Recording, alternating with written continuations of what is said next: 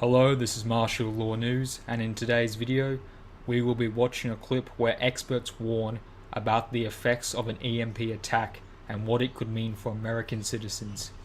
Please comment below and tell us what you think.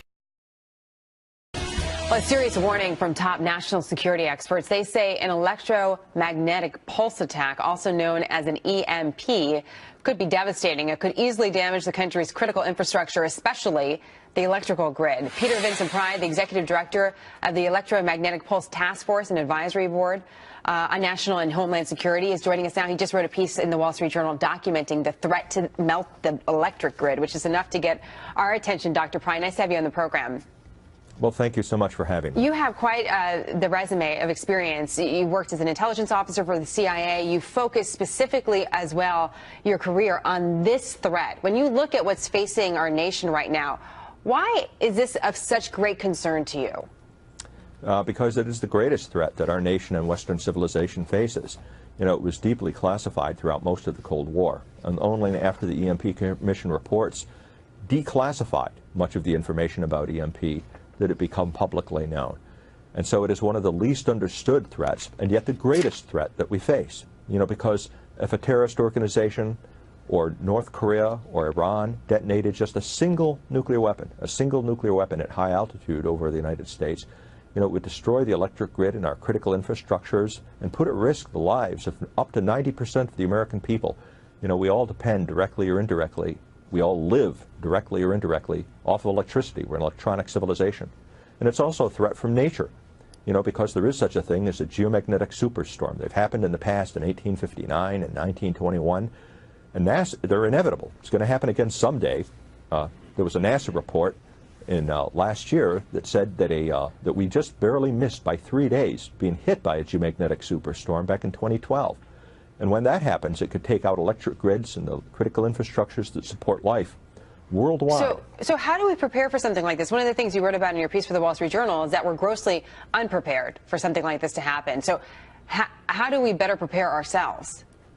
Yeah, I consider the article, you know, the Department of Defense is known for 50 years about how to protect against EMP.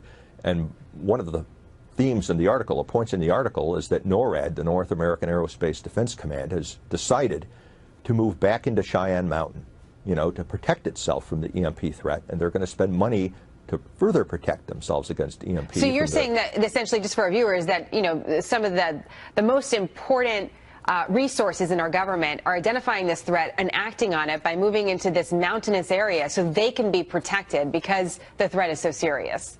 Yes, one of the most important military commands, NORAD, is protecting itself against EMP, and other critical defense assets are protected, but the civilian critical infrastructures, and particularly the electric grid, is not protected. So it's all well and good, and the Department of Defense is doing the right thing, but what happens to the American people? So what would it take? What would it take to protect us? Well, the EMP Commission on which I served estimated it would cost about $2 billion.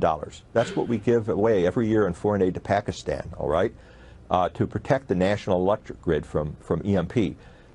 Protecting all the critical infrastructures, you know, would cost maybe 10 to 20 billion.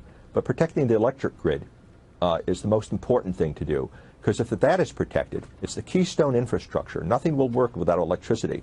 And under a worst-case scenario, you'd probably be able to bring everything back before we lost millions of American lives to starvation and disease and societal collapse. So you advise members of Congress, and you've done that for years now. So what reaction are you met with when you sit down with lawmakers and say, listen, this is really serious. We have to do something before it's too late. I mean, what are you met with as far as willingness to really address this issue?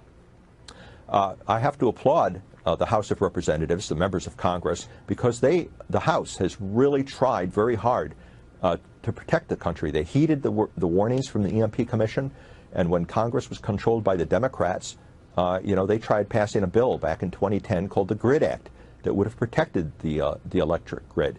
And it was supported by every member of Congress, unanimously passed the House.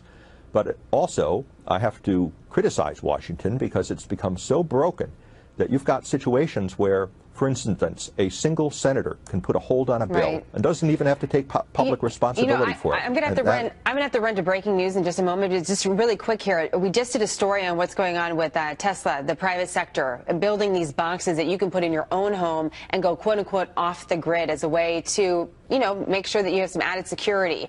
They're called the Powerwall. We're showing that now. What do you think about that? Do you have something like that in your home? And do you think that's something that our viewers should consider while we wait for maybe more reaction from Washington?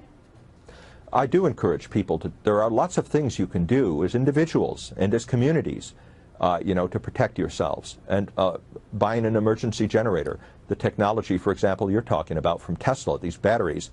If you solar panels, anything that gets you off the grid would be good.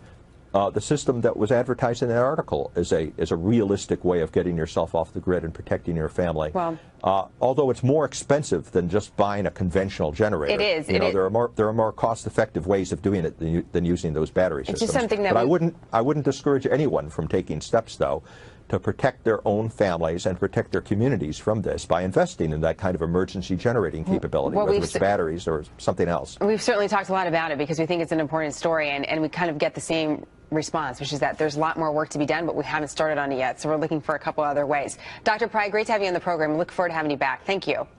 Thank you so much for having me.